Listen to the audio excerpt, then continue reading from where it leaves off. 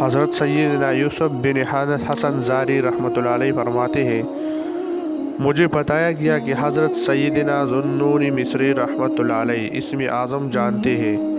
چنانچہ میں مصر کی طرف روانہ ہوا، سفر کی صعوبتیں برداشت کرتا ہوا بالآخر آپ رحمۃ اللہ علیہ کی بارگاہ میں حاضر ہوا۔ میری داڑھی کافی بڑی ہوئی تھی، ایک بڑا سا پیالہ میرے پاس تھا۔ آپ رحمۃ اللہ علیہ نے ایک نظر میری طرف دیکھا، پھر دوسری طرف متوجہ ہو گئی، پھر میری طرف بالکل التفات نہ فرمائی۔ میں بھی اس آس لگائے بیٹھا رہا کہ کبھی نہ کبھی تو نظر کرم ضرور فرمائیں گی۔ اسی آس میں کافی دن گزر گئی۔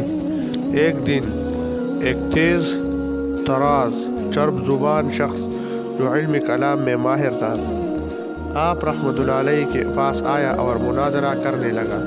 آپ رحمۃ اللہ علیہ نے دلائل سے گفتگو کی، لیکن وہ اپنے چرب زبانی کی وجہ سے قابو نہ آیا۔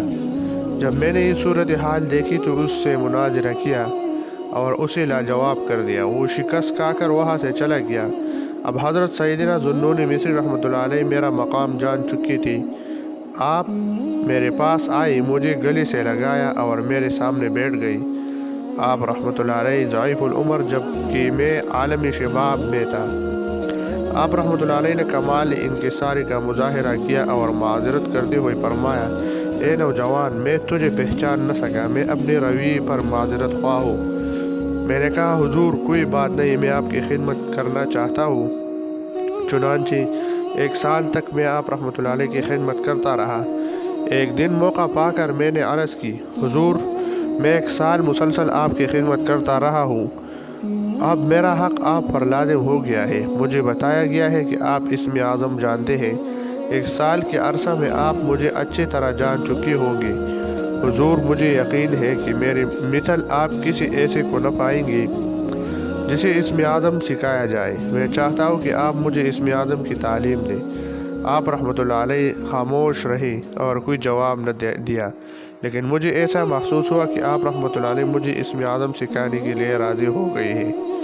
میں 6 ماہ تک مزید آپ رحمۃ اللہ علیہ کی خدمت کرتا رہا۔ ایک دن آپ رحمۃ اللہ علیہ نے ایک تھال اور رومال میں بندھی ہوئی کوئی چیز دے کر فرمایا، اے نوجوان، شہر فسطاط میں رہنے والے ہمارے فلاں دوست کو تم جانتے ہو؟ میں نے کہا، جی ہاں۔ فرمایا، ہماری خواہش ہے کہ تم یہ تھال اس تک پہنچا دو۔ میں نے وہ تھال اٹھایا اور فسطاط کی طرف چل پڑا۔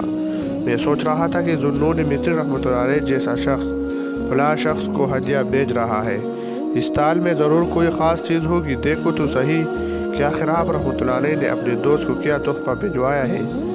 میں بے صبر ہو گیا۔ ایک پھل کے قریب پہنچ کر تھال نیچے رکھا، اس میں نہ جانے کیا چیز تھی جیسے رومال سے باندھ دیا ہے۔ میں نے رومال کھول کر اوپر اٹھایا تو ایک چوہا نکل کر بھاگا۔ یہ دیکھ کر مجھے بہت غصہ آیا اور دل میں کہنے لگا، حضرت ذوالنون مصری رحمۃ اللہ علیہ جیسے بندے نے مجھے جیسے شخص کے ہاتھوں اپنے دوست کو تحفہ میں چوہا بھجوا کر میرے ساتھ مذاق کیا ہے۔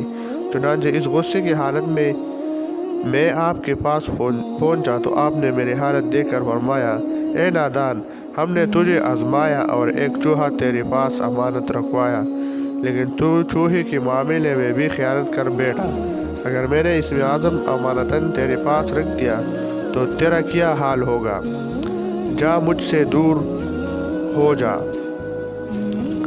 تو اس قابل نہیں کہ تجھے یہ دولت دی جائے۔